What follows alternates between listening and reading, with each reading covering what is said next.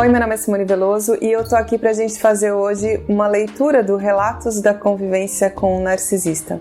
Quem quiser participar é só mandar um e-mail para relatos@narcisoseuespelhoquebrou.com relatos@narcisoseuespelhoquebrou.com. Não precisa contar a história num primeiro momento, é só mandar um e-mail dizendo que quer participar, que aí a gente vai explicar como que funciona. Lembrando que quem pode fazer um diagnóstico de uma pessoa portadora do transtorno de personalidade narcisista é um profissional da saúde mental que esteja acompanhando essa pessoa, e o que a gente faz aqui é uma leitura a partir do depoimento da vítima. E hoje a gente vai conhecer a história da Betânia. Meu nome é Betânia e conheci Helena no Tinder. Nossa primeira conversa foi surpreendente, como Helena definiu, um encontro de almas. Começamos a conversar no final da tarde e a conversa foi até a madrugada. Um diálogo munido de inúmeras compatibilidades, com uma pessoa que tinha os mesmos gostos, sonhos e visão de mundo que eu. A partir daí, Helena se tornou a pessoa com quem eu conversava desde o primeiro bom dia até o boa noite, mesmo nossas despedidas sendo sempre ao nascer do dia. Nos conhecemos perto do período das festas de final de ano. Helena estava sempre muito ocupada com as festas da família, com os preparativos da viagem que estava prestes a acontecer. Portanto, nosso primeiro encontro demorou para sair, mesmo morando na mesma cidade. A distância era apenas física, pois Helena preenchia os meus dias com nossas trocas de mensagens. Me indicava filmes para comentarmos a respeito deles, assim como poemas, livros, até seu trabalho de conclusão de curso ela partilhou comigo, dizendo que minha opinião era importante. Durante seus compromissos, ela me mandava mensagem dizendo que estava muito ocupada, mas que não parava de pensar em mim, que gostaria que eu estivesse com ela, que eu era a pessoa certa na hora errada, pois me conheceu justamente no período mais corrido da sua vida, que ela não queria se apaixonar, mas impossível não se apaixonar por mim, que queria muito largar tudo e me encontrar, mas para um encontro de almas como foi o nosso, ela não queria nada corrido, gostaria que nosso encontro fosse algo muito especial. Portanto, ficou combinado que nos encontraríamos quando ela voltasse de viagem. Tudo parecia ser tão urgente e importante que fazia nosso primeiro encontro soar como algo que poderia ser deixado para depois. Assim como eu também achava tudo isso muito delicado e desgastante para cobrar o que havíamos combinado, me sentia egoísta só de pensar nessa possibilidade. Até porque Helena continuava carinhosa, dizendo que eu era a única coisa boa em meio a todos esses problemas, que ela só estava tendo forças para conseguir suportar tudo isso porque eu era seu ponto de paz. Eu era essa única parte da vida dela que estava dando certo. Passei então a me envolver demais com seus problemas, escutando, aconselhando, acolhendo, me preocupando, fazendo valer o máximo esse posto de paz no meio do caos. Nosso primeiro encontro aconteceu quase 2 meses depois. O que era para ser algo especial acabou se tornando um encontro no meio da semana durante o horário de almoço entre um problema e outro. Mas nesse encontro, ela me deu uma bolsa cheia de presentes, dizendo que eram lembranças que ela comprou durante todo esse tempo que conversávamos. Segundo ela, tudo a fazia lembrar de mim, e aí ela comprava. Eu me senti culpada por ter me incomodado com o fato do nosso primeiro encontro ter sido dessa forma, afinal, mesmo ela cheia de problemas, compromissos, estava o tempo todo pensando em mim e que me querendo por perto. Comecei a pensar que o motivo de me sentir incomodada era pelo fato de ser carente, querer atenção demais, até por ser egoísta. Que Helena estava me dando o melhor que ela podia, mesmo no meio do caos que ela estava vivendo. Voltando para casa desse primeiro encontro, Helena encheu meu celular de mensagens, dizendo quanto amou me conhecer, que nossa conexão e sintonia eram maiores pessoalmente e que estava com medo de que eu não tivesse gostado dela o quanto ela gostou de mim. E que também estava se sentindo culpada pelo nosso primeiro encontro ter sido tão corrido. Fiquei ainda mais envolvida. Respondi que também amei o nosso encontro e que teríamos muito tempo pela frente, muitos outros encontros. No dia seguinte, Helena mudou comigo. Começou a me responder com poucas palavras. As ausências quebradas por declarações foram substituídas por justificativas para mais ausências. Enquanto nas redes sociais havia publicações divertidas e fotos saindo com os amigos e agradecimentos de presentes recebidos. Aquelas conversas intermináveis pelo WhatsApp ficaram cada vez mais espaçadas, pois o celular dela vivia descarregado, mas ela continuava preenchendo meu tempo, pois com sua mudança repentina, eu ficava presa nas suas redes sociais tentando entender se o problema era comigo. Por que ela tinha tempo de sair com os amigos e para mim estava sempre disponível? Por que comigo ela se mostrou tão tensa e com os amigos tão descontraída? Por que ela postava foto com todo mundo e comigo o celular não saía da bolsa? Quando não aguentei mais, questionei o motivo da sua mudança e novamente ela se justificou com os inúmeros problemas que ela estava passando e que esses meus questionamentos foram motivados pelas publicações que ela fazia nas redes sociais. Aquilo era uma tentativa de se distrair, respirar, ocupar a cabeça e outras coisas que não fosse problema a não ser um peso para mim, pois havia dias que a vontade dela era tirar a própria vida. Que naquele exato momento estava no hospital com um padrasto que havia sido internado às pressas e que provavelmente iria precisar de doação de sangue. Disse também que eu merecia alguém que não tivesse tantos problemas. Novamente me senti culpada, injusta, carente. Disse que a queria por perto e qualquer coisa poderia contar comigo, que ela não era um peso. Ela disse que eu era incrível por entender e que isso só a deixava ainda mais apaixonada. Helena morava sozinha e me convidou para ir à sua casa, como prova de que ela queria me incluir na sua vida. Fui na casa dela e foi incrível, mas a partir daí todo encontro incrível era intercalado com mudanças repentinas, ausências intermináveis, que era completamente contraditório com tudo que ela demonstrava nas redes sociais. E eu sempre questionava e me sentia culpada depois. Até que ela começou a me cobrar para que eu apresentasse os meus amigos e familiares para ela. Eu estava muito insegura, pois eles não gostavam dela, porque desde que a conheci, fiquei indisponível para eles.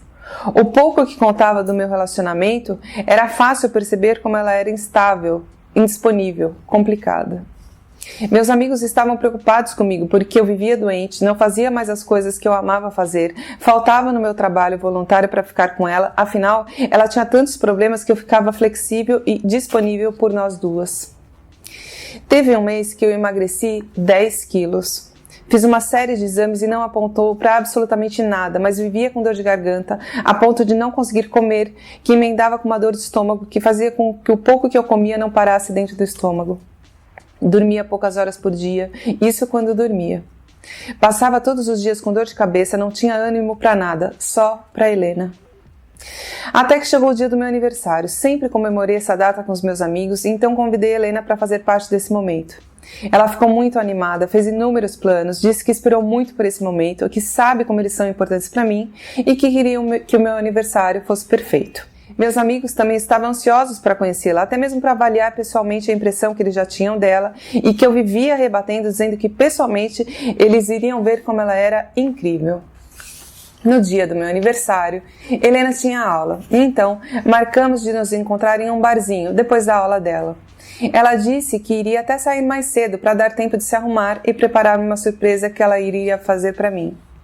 Meus amigos chegaram no horário marcado e ficamos conversando, esperando Helena chegar para pedir a comida. Passaram-se 15 minutos, mandei mensagem, ela disse para esperar mais um pouco, que já estava chegando.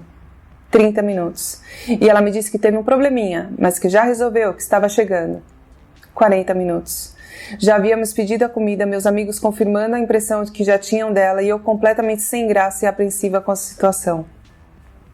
Helena chegou mais de 2 horas depois do combinado, me cumprimentou de cara fechada, cumprimentou meus amigos, só conversou com a minha amiga que estava sentada ao lado dela, ficou o aniversário inteiro assim.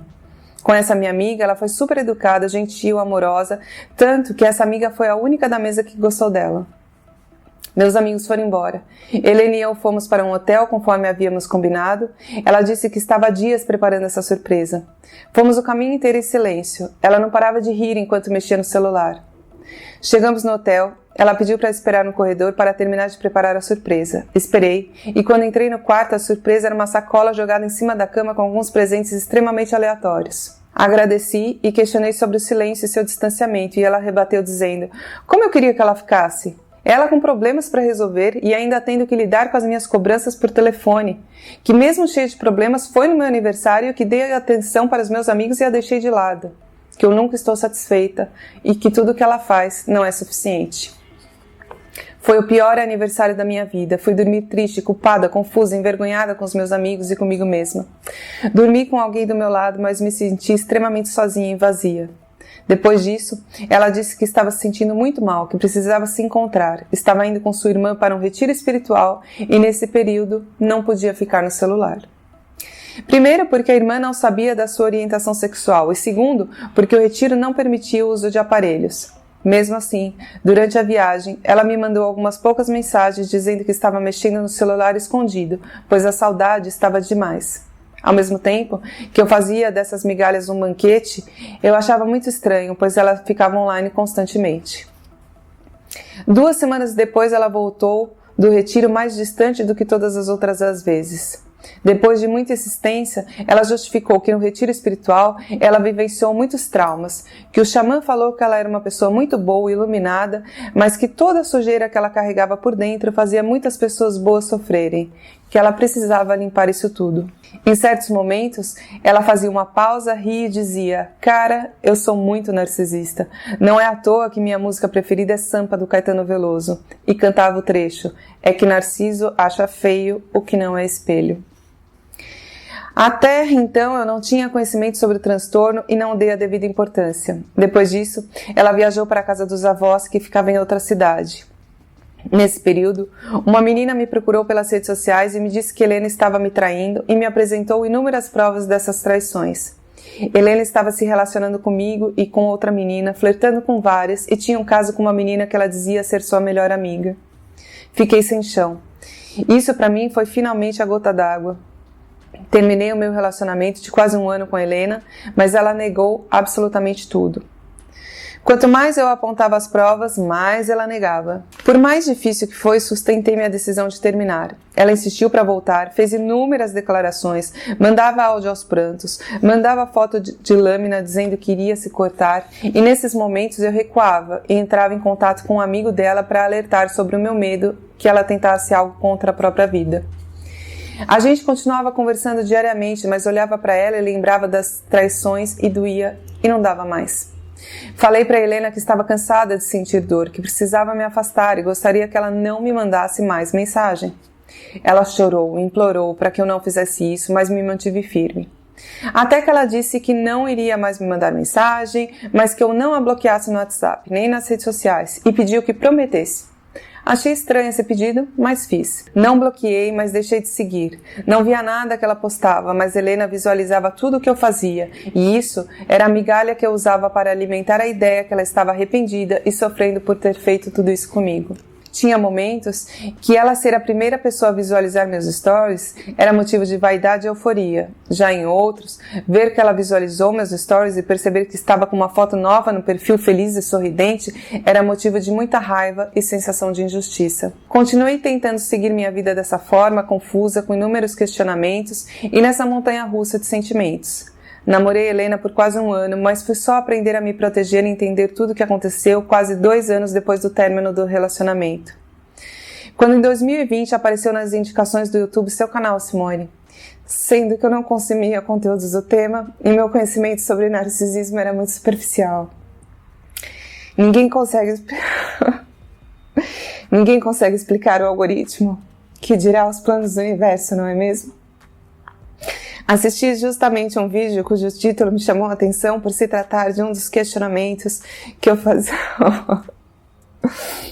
me fazia a respeito do pedido de Helena em que eu não a bloqueasse nas redes sociais.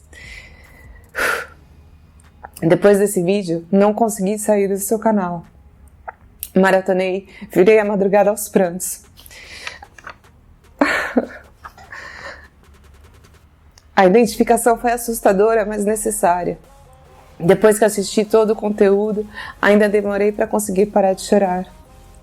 Uma sensação que tinha me relacionado com um rosto familiar, mas com essência completamente desconhecida e sombria. Que havia me distanciado de Helena, mas eu ainda permanecia presa. Como se estivesse dentro de uma gaiola, de costas para a porta. Tão acostumada com as grades que havia esquecido da minha capacidade de voar.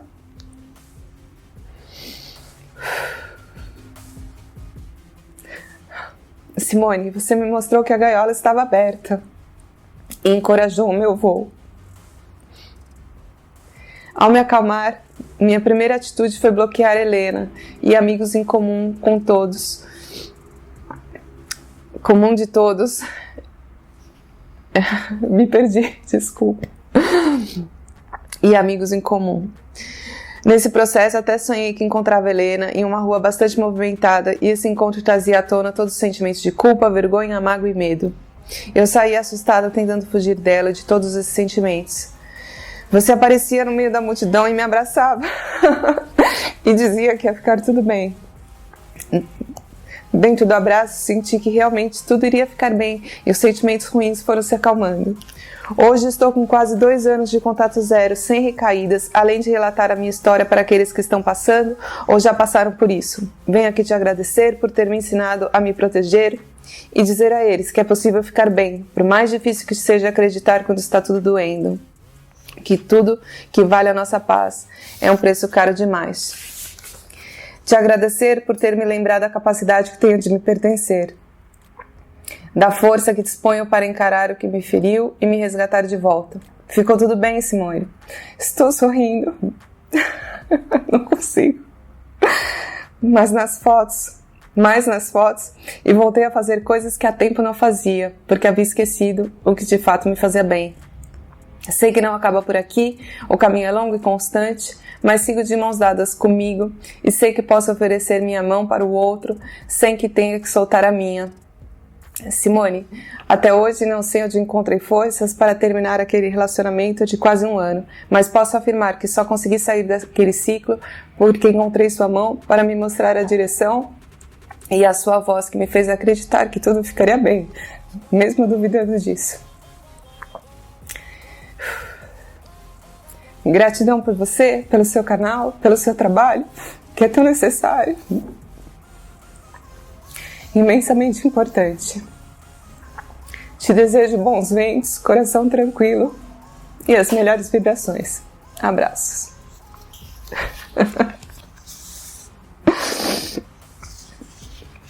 É muito difícil gravar esse vídeo. É muito difícil gravar esse quadro.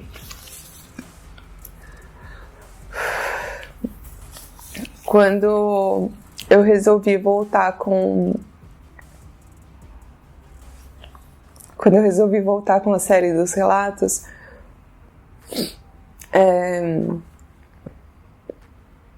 tem algumas dificuldades na produção dessa série, porque quando você começa a produzir,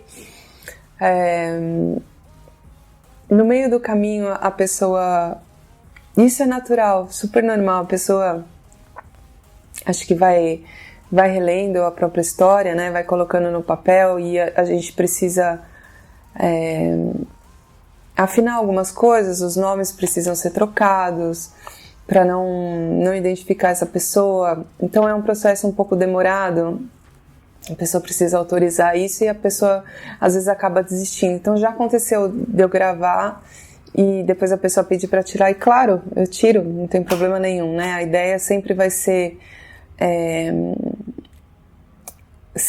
a pessoa ficar bem, sempre, né?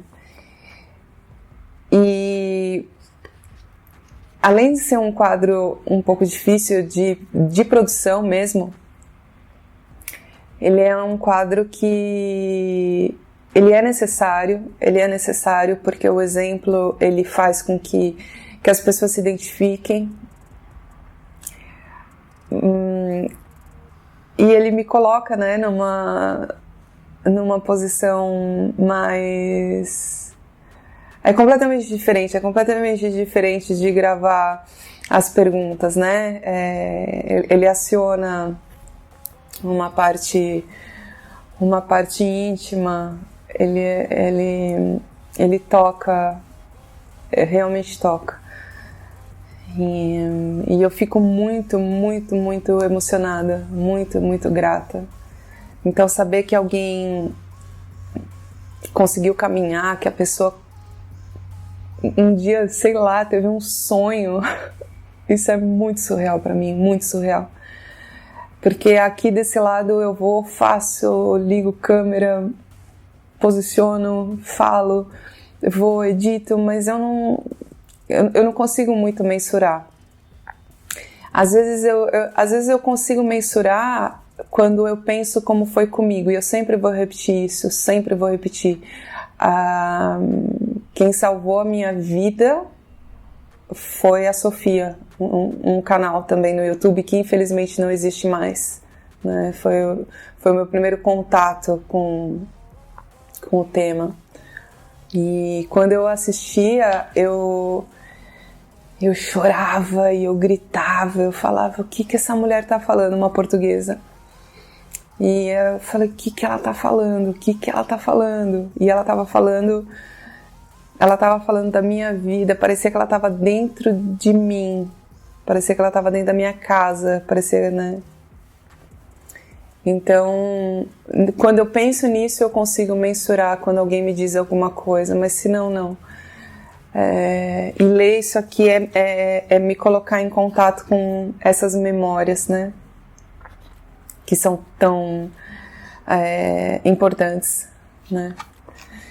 Então, eu fico muito grata, Betânia, muito grata mesmo.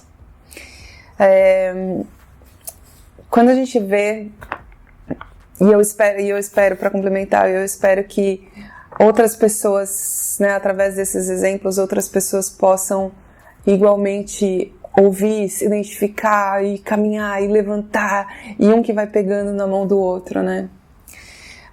O critério de seleção das histórias a gente conseguir identificando as etapas do ciclo, né? Isso que é importante para que a pessoa consiga, aqui está presente tal coisa, aqui está presente tal coisa, e na minha história também tem isso, então talvez eu esteja vivendo. Porque ter certeza que você está num abuso narcisista, talvez isso você nunca tenha. Mas se você tiver elementos que te indicam que você pode estar vivendo, não te resta outra alternativa a não ser sair, né? E aqui na história dela, logo no começo, né, quando a gente vê toda essa dificuldade, essa coisa, esse encontro que não acontecia, então ao mesmo tempo que por mensagem ficava enaltecendo, ficava colocando lá em cima, porque você é incrível, e toda uma situação muito caótica, se vitimizando demais, o tempo inteiro se vitimizando, e aí quando demora para acontecer um encontro, e quando acontece um encontro, já vem logo aquela sensação de menos-valia, né? Fazendo ela se sentir, nossa, eu tô reclamando, mas ela tá passando por uma situação tão ruim, quem sou eu? Putz, eu tô aqui criando coisas na minha cabeça e ela tá passando por uma situação tão ruim. Então, a vítima, ela é sempre colocada numa posição de que ela tem que tem um desconforto, mas ela acaba aceitando esse desconforto e ela não pode reclamar desse desconforto porque a situação do abusador, que até então ela não sabe que é um abusador, é tão mais caótica, é tão mais problemática, e ela abraça muito fácil, né? A vítima sempre abraça muito fácil essas histórias, compra essas narrativas, então não sei quem que está internado, o outro precisa de sangue, são sempre histórias muito mirabolantes, e quando vai evoluindo, né, conforme logo ali quando elas se encontram, e aí quando ela confirma, não, realmente eu também gostei, pra mim também foi bom o encontro, eu também gostei, pronto, aí já vem uma desvalorização, porque o narcisista, ele faz justamente isso, é esse movimento, quando a vítima coloca ele lá em cima, ele já desvaloriza ela. Então esse jogo de ficar valorizando a vítima num primeiro momento, ele vai até o ponto em que ele sabe que a partir dali, quando ele começa a desvalorizar a vítima já vai ficar totalmente perdida e vai continuar valorizando. Então, depois narrativas como o retiro espiritual, coisas absolutamente sem nexo, né? Totalmente sem nexo, um retiro espiritual que surge do nada, o celular que não pode ser usado, mas ao mesmo tempo a pessoa fica online, então um gaslighting acontecendo o tempo inteiro. Então a gente já viu love bombing, desvalorização, gaslighting. Quando a gente percebe como a pessoa vai ficando, né? Esses ciclos, eles são tão intensos e tão problemáticos, e as pessoas vão percebendo que tem alguma coisa errada, né? Os amigos começam a perceber, porque a mudança comportamental da vítima é um fato. Então, o emagrecimento, o adoecimento, a dor de garganta que não passa, perde 10 quilos no mês, os amigos começam a perceber que tem alguma coisa errada, e aí a vítima fica passando pano. Não, porque não é assim, vocês vão perceber que é uma pessoa maravilhosa, vocês vão perceber, até que chega o aniversário. Ocasiões especiais são momentos onde o narcisista não se aguenta. Eles precisam destruir esse momento na cabeça da vítima. Então, no aniversário dela, ela faz isso, então gera essa angústia e esse constrangimento também na frente dos amigos, né? Tá lá esperando 10, 15, 20, 30, 40 minutos e quando chega não dá atenção, trata mal todo mundo, só se concentra em uma pessoa. Então, nas ocasiões especiais, que são especiais para a vítima, eles criam uma expectativa muito grande e levam a vítima para uma frustração e para um sentimento de culpa também muito grande, né? Depois elas vão para o hotel e aí presentes aleatórios, coisas que não se conectam, que não dizem nada com nada. E uma coisa interessante, quando a gente fala tanto, né, será que eles sabem? Será que eles percebem? Será que eles têm consciência? E ela mesma verbaliza, ela fala, cara, eu sou tão narcisista. E ainda cita a música do Caetano, né? Que Narciso acha feio, que não é espelho. Sim, eles sabem o que eles sentem, como eles pensam. Talvez não com o termo narcisista, que aqui no caso até sabia, mas eles sabem o que eles são, eles sabem o que eles pensam, eles sabem como eles agem, eles sabem como eles se comportam, o que eles gostam, o que eles não gostam, eles sabem, né?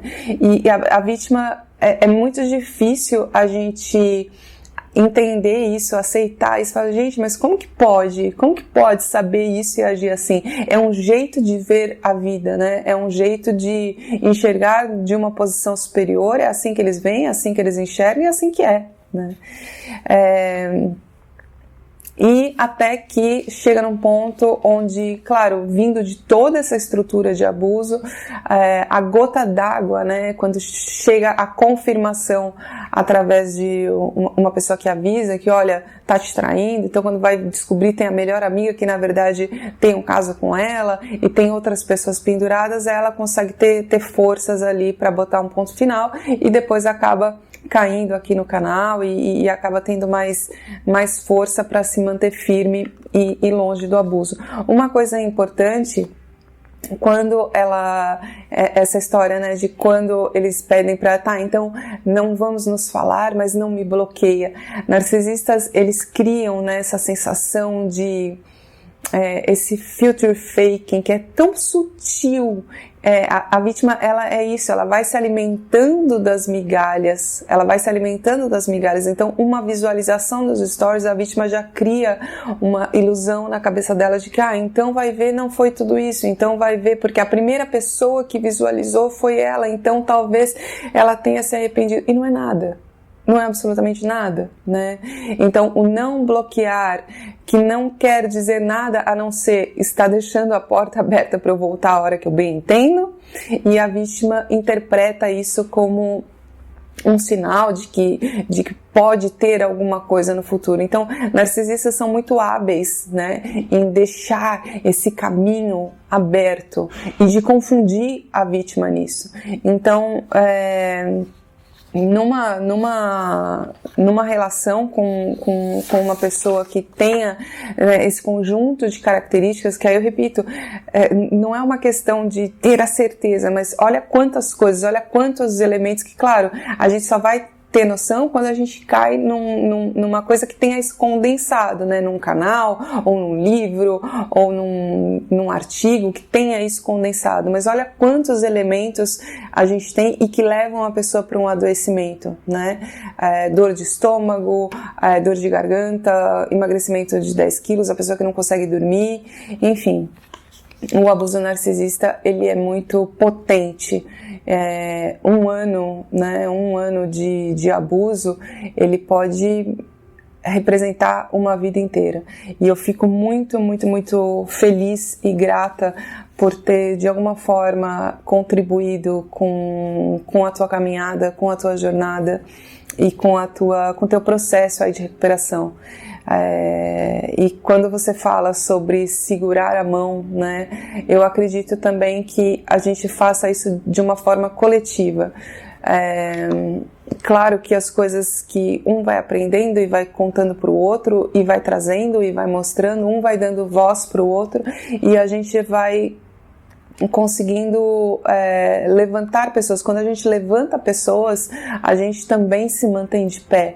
Então pode ter certeza que isso também me ajuda. É um processo onde estamos todos juntos, e eu fico muito, muito grata por ser parte do teu. É isso, fico muito, muito, muito feliz. Bom, quem quiser participar, então é só mandar um e-mail para relatos@narcisoseuespelhoquebrou.com, relatos@narcisoseuespelhoquebrou.com. Num primeiro momento, não precisa contar a história inteira, é só mandar um e-mail dizendo que quer participar, que a gente entra em contato explicando como é que funciona. Eu espero ter ajudado, um grande beijo e vai ficar tudo bem.